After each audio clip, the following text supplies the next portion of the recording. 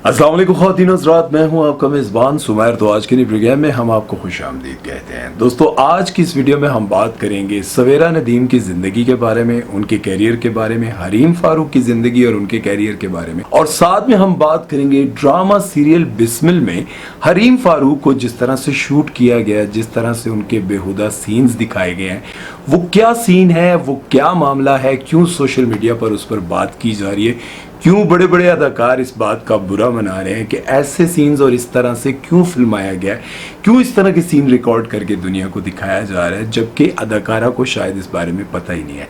बात करेंगे तफसील के साथ, लेकिन उससे पहले आप दोस्तों से गुजारिश है कि अगर अभी तक आपने हमारे चैनल को सब्सक्राइब नहीं किया तो सब्सक्राइब कर दे और बेल आइकन पर पप्पी करना मत भूलिएगा। तो चलिए वीडियो शुरू करते हैं। दोस्तों, सबसे पहले तो हम बात करेंगे ड्रामा सीरियल बिस्मिल के हवाले से कि लोग इसके बारे में क्या कह रहे हैं, क्योंकि सोशल मीडिया पर इसके क्लिप्स बहुत ज्यादा वायरल हो रहे हैं और बहुत ज्यादा दिखाया जा रहा है कि एक जवान लड़की एक बुड्ढे के पीछे पड़ गई है और उसकी जायदाद, उसका पैसा हड़प करना चाहती है। लोग इस ड्रामे से रिलेटेड जितने भी क्लिप्स सोशल मीडिया पर चलते हैं उनके कमेंट सेक्शन में आकर लिखते हैं कि इस तरह के क्लिप्स हमें पहले अंग्रेज दिखाया करते थे कि किस तरह से एक बुड्ढा किसी खूबसूरत फिगर वाली लड़की को लाइन मारने की कोशिश करता है तो वो इसको इग्नोर कर देती है, लेकिन जैसे ही वो अपनी बुगाटी या फरारी गाड़ी में बैठता है, खूबसूरत फिगर वाली लड़की उस बुड्ढे के पीछे चलने लग जाती है और उसको अपना सब कुछ मानने लग जाती है। अब आपको लग रहा होगा कि शायद मैं अपने पास ही ये बातें कर रहा हूं, तो ऐसा कुछ नहीं है, क्योंकि पाकिस्तान की एक बहुत बड़ी मॉर्निंग शो क्वीन, यानी कि मॉर्निंग शो करने वाली सबसे बड़ी होस्ट नादिया खान, वो इस बारे में भी कहती हैं कि ये ड्रामा इस तरह का बनाया गया है कि जिस तरह से एक गोल्ड डिगर टाइप की, बेशरम टाइप की लड़की, मतलब उसकी इंसल्ट की जाए, कुछ भी किया जाए, उसको कोई फर्क नहीं पड़ता। और मैंने अपनी जिंदगी में ऐसी बहुत सारी लड़कियां देखी हैं जो पैसे की खातिर बुड्ढे को भी फंसा लेती है। कुछ बच्चियां जो हैं उनको पता है कि अगर हमने जिंदगी में कुछ अचीव करना है, तरीका यही है कि किसी बड़ी उम्र के आदमी से, अमीर आदमी से शादी कर। ये वो शदीद बेशरम होंगी। वो देखो ना, कमरे में चली गई और हमारे इर्द गिर्द ऐसे कितनी शादियां हुई हैं। हाँ, हमने देखी भी हमने ऑफिस में। नादिया खान को इस बात पर बड़ा गुस्सा आया कि हरीम फारूक जब कमरे में आ रही थी तो उनके वो पार्ट्स जो कि नहीं दिखाने चाहिए थे। जिस तरह से आप लोगों ने देखा होगा, इंडियन एक्ट्रेस जब भी जिम से निकलती हैं तो सारे के सारे कैमरामैन जो है फोकस कहाँ करते हैं, उनके फेस को फोकस नहीं करते। जब वो गाड़ी की तरफ जा रही होती हैं तो उनकी सारी बैग दिखाई जा रही होती है कि किस तरह वो चल रही हैं। और मैं लेकिन हैरत की बात यह है कि नादिया खान ने तो सही मर्दों वाली आंखें रखी हुई हैं, मतलब सानू नजर नहीं आया, नादिया खान को नजर आ गया वो सब कुछ जो कि मर्द देखना चाहते हैं। बड़ा हरामी हो बेटा। बहरहाल नादिया खान की इस बात से मैं एग्री करता हूं, लेकिन उन्होंने यहाँ पर यह भी कहा कि हरीम फारूक को बेचारी को पता भी नहीं होगा कि उसके साथ क्या हो रहा है, कहां से शूट किया जा रहा है। तो ऐसा नहीं है मैडम, बल्कि हरीम फारूक वो अदाकारा हैं जो बड़ी बड़ी फिल्में प्रोड्यूस करती हैं और अपनी जिंदगी में बहुत सारी फिल्में प्रोड्यूस कर चुकी हैं और अपने हाथों लगाए पौधों को देखती हैं कि वो बड़े स्टार बन चुके हैं। उनके बारे में मैं आपको बताऊंगा। तो वो कैसे नहीं जानती कि कैमरा मैन उनको कहां से शूट कर रहा है, उनके कौन कौन से पार्ट्स दिखा रहा है, ये बात मैं नहीं मानता।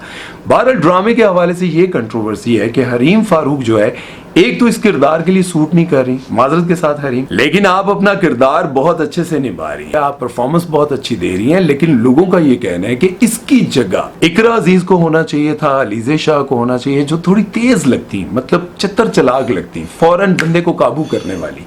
हरीम फारूक थोड़ी बड़ी लग रही है, मतलब जाहिर है उनकी फिजिक, उनकी एज, वो सारी चीजों को अगर देखा जाए तो वो लड़की नहीं लग रही जो कॉलेज या यूनिवर्सिटी से अभी फ्री हुई हो। अतीका आडो ने भी यही कहा कि हरीम फारूक को ये किरदार नहीं करना चाहिए था, क्योंकि वो एक एस्टैब्लिश एक्ट्रेस है, उनको पता होना चाहिए था कि इस किरदार के लिए उनकी एज जो है वो सूटेबल नहीं है। She has to do mature roles now, not this चुलबुली बच्चा type, college going type. This it's not suiting her. I can't do heroine now, ना। बहरहाल अब हम बात करते हैं सवेरा नदीम के करियर के हवाले से। तो आपको बताता चलूं कि सवेरा नदीम ने अपने करियर का आगाज 15 साल की उम्र से किया और 1989 में इन्होंने पीटीवी के लिए पहला ड्रामा किया जिसका नाम था किरण। ये अपने दौर की खूबसूरत तरीन अदाकारा थी, बल्कि अब भी बहुत ज्यादा खूबसूरत है और इन दिनों तो ज्यादा जवान हो गई है एक बार फिर से, क्योंकि उन्होंने अपना वेट बहुत ज्यादा लूज कर लिया। और इनके वालिद साहब जो हैं वो उस दौर के बेहतरीन राइटर और डायरेक्टर थे। सवेरा नदीम ने अपने 35 साल कैरियर में बड़े बड़े ड्रामों में काम किया और बड़े बड़े हीरोज के साथ काम किया। और खलीलुर रहमान कमर की ये बहुत फेवरेट है और उन्होंने बताया कि मैं सवेरा नदीम को हमेशा सोच कर ड्रामा लिखा करता था। और एक और बात उन्होंने बड़ी हैरत अंगेज बताई, उन्होंने कहा कि मैं सवेरा नदीम को हमेशा हमेशा छोटी बहनों की तरह समझता रहा हूं और इस रिश्ते को अभी तक निभा रहा हूं। सवेरा नदीम के 35 साल कैरियर में एक बात बहुत अहम है कि वो कभी भी कोई भी किरदार नहीं कर लेती। जब तक उनको किरदार अच्छा ना लगे या फिर कोई स्ट्रॉन्ग किरदार ना मिले तब तक वो किरदार नहीं करती। जिस तरह से हमारी बड़ी बड़ी एक्ट्रेस कहती है कि हमारी उम्र में आकर बहुत किरदार मिलते हैं, कभी आपको भाभी का किरदार मिल जाता है, कभी सास का किरदार मिल जाता है, कभी माँ का किरदार मिल जाता है, और कोई भी ऐसा ड्रामा नहीं जिसमें माँ का किरदार ना हो, सास का किरदार ना हो। चाची, ताई, भाभी, माँ, हर तरह के कैरेक्टर मिल जाते हैं और हर ड्रामे में मिल जाते हैं, लेकिन स्ट्रॉन्ग रोल नहीं मिलता। और आप सभी देख सकते हैं कि सवेरा नदीम हमेशा जो भी किरदार करती है वो काफी स्ट्रॉन्ग होता है। बहरहाल सवेरा नदीम का इस ड्रामे में किरदार देखकर आपको कैसा लग रहा है, और ये भी बताएं कि सवेरा नदीम ने अब वेट लूज किया है, जवान दोबारा से हो गई है, तो अब आपको कैसी लग रही है। अब हम बात करेंगे हरीम फारूक के बारे में। तो हरीम फारूक के बारे में जो बातें मैं आपको बताने जा रहा हूं उस पर आप बड़े हैरान होंगे, क्योंकि आपने अभी तक हरीम फारूक को सिर्फ एक एक्ट्रेस के तौर पर देखा है, लेकिन आप ये नहीं जानते कि बहुत बड़े बड़े फनकारों को ये खुद ही प्रमोट कर चुकी हैं, और उन फिल्मों में जिनमें ये खुद हीरोइन आती तो आ सकती थी, लेकिन इन्होंने उन लोगों को चांस दी है जो अब इस वक्त बड़े स्टार बन चुके हैं। इन्होंने अपने कैरियर का आगाज कॉलेज के दिनों में किया और थिएटर से स्टार्ट किया। थिएटर में इन्होंने बड़े बड़े प्रोजेक्ट्स में काम किया और इनको काम करने का मौका मिला पाकिस्तान के बड़े फनकारों के साथ, जिस तरह से अनवर मकसूद और बुशरा अंसारी जी। फिर 2013 में इन्होंने पहली बार फिल्म में काम किया। फिल्म हॉरर थी और उसका नाम था स्याह। इस फिल्म में इनका लीड कैरेक्टर था और उस फिल्म को और इनके किरदार को लक्स स्टाइल अवार्ड के लिए भी नॉमिनेट किया गया। इसके बाद इन्होंने बेशुमार टीवी के ड्रामों में काम किया और पाकिस्तान के बड़े बड़े हीरोज के साथ काम किया, जैसे कि एहसन खान, फहद मुस्तफा, वहाज अली।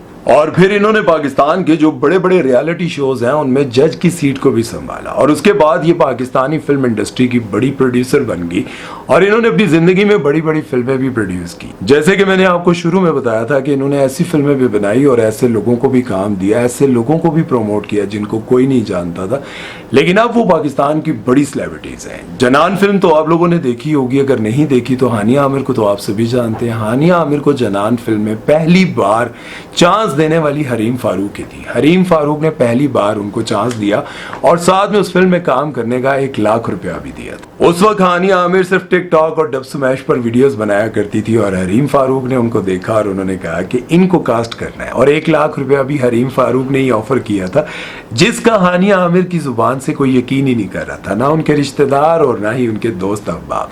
बहरहाल वक्त कैसे बदल जाता है कोई नहीं जानता। उसके बाद इन्होंने फिल्म प्रोड्यूस की जिसका नाम था पर्ची, और उसके बाद इन्होंने एक और फिल्म प्रोड्यूस की जिसका नाम था हीर मांझा।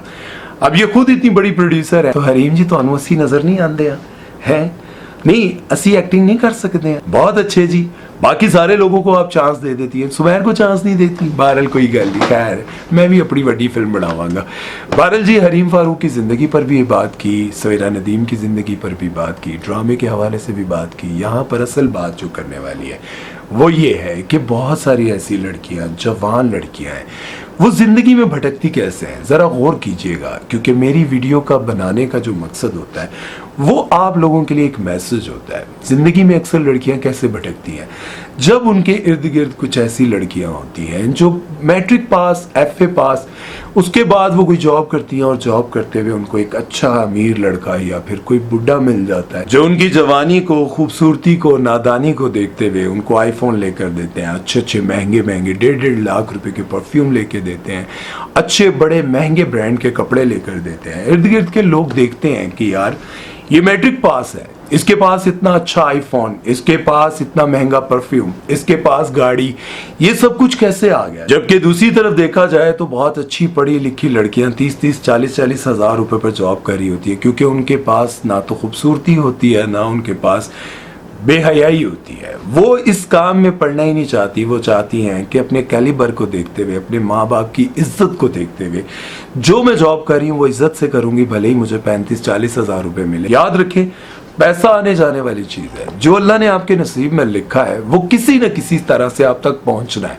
अब आपकी मर्जी है, आप बेसब्रे होकर गलत रास्ते की तरफ चल पड़े या फिर ठीक रास्ते पर चलते हुए उस पैसे का इंतजार करें जो आपकी तकदीर में अल्लाह ने लिख दिया है।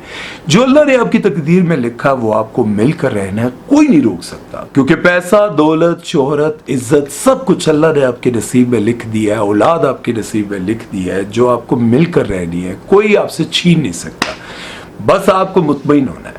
याद रखें, आज अगर आप किसी तरह से गोल्ड डिगर बन जाती हैं किसी से पैसा खाने के लिए, आप यकीन जाने आपकी इज्जत नहीं होगी। पैसा होगा लेकिन लोग आपके पीछे आपको किन अल्फाज से याद करेंगे ये आप खुद भी बहुत अच्छे से जानती हैं। उम्मीद है कि आज का मैसेज और मेरी बातें आप लोगों को समझ आई होंगी। अपना बहुत सारा ख्याल रखिएगा, दुआ में याद रखिएगा। सुमैर चौधरी को दीजिए इजाजत। अल्लाह हाफिज।